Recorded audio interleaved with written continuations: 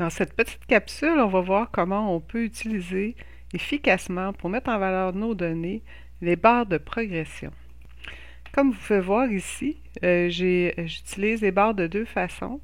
Une première façon pour montrer l'avancement, ici pour qu'on puisse voir les différences en fait entre les quantités vendues, et à droite, l'écart face à l'objectif, donc facilement savoir est-ce qu'on est au-dessus de l'objectif ou en dessous de l'objectif si c'est rouge.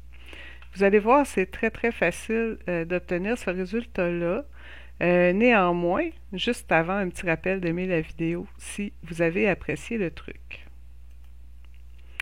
On va partir d'une table ici que vous voyez est un peu plus simple.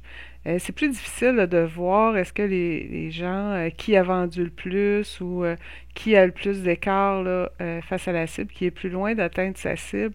Quand on regarde les chiffres comme ça, si on veut classer dans notre tête, c'est plus long, il faut aller voir chacun des chiffres, chacune des valeurs et c'est pas long qu'on oublie où on en est.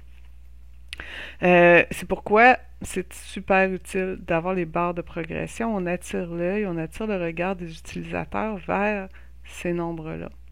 Première chose que je vais faire, c'est retirer l'objectif, puisque on n'en a pas besoin car on a déjà l'écart face à la cible.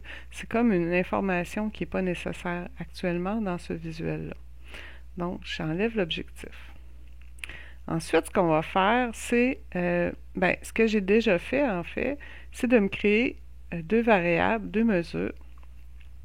Une pour la quantité vendue directement pour le nombre, puis un autre que je vais utiliser pour la barre de progression.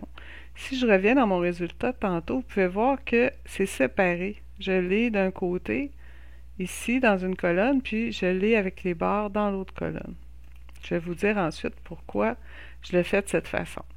On va, vous voyez ici, j'ai la quantité valeur qui est là, mais ce que je vais faire, c'est que je vais ajouter la quantité barre ici à côté. En l'ayant dans les deux, en l'ayant en deux mesures, ça permet de faire ça, d'avoir deux affichages différents. Sinon, il ferait la modification.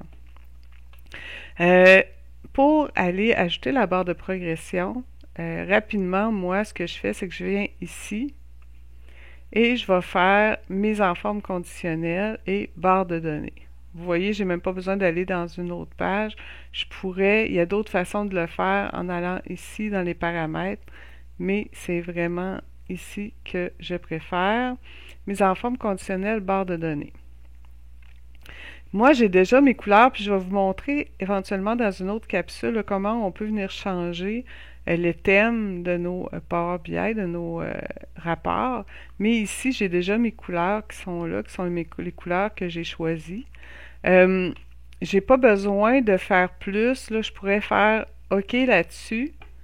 Et vous voyez, j'ai déjà ma barre. C'est vraiment en deux clics. Là.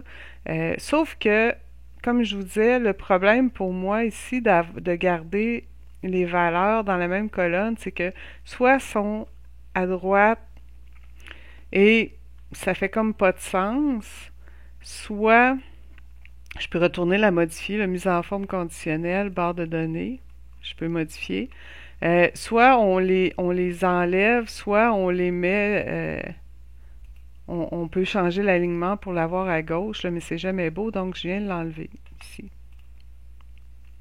Ah, c'est beaucoup plus clean en l'ayant comme ça. Je peux venir ici enlever ensuite mon en-tête là, sur ma quantité vendue juste pour pas, je vais faire un espace, juste pour pas que ça gêne, là, que ça soit trop, encore une fois, que ça fasse des caractères pour rien. Là, on veut que ça soit le plus simple possible. On veut pas de réplication là, ou de duplication.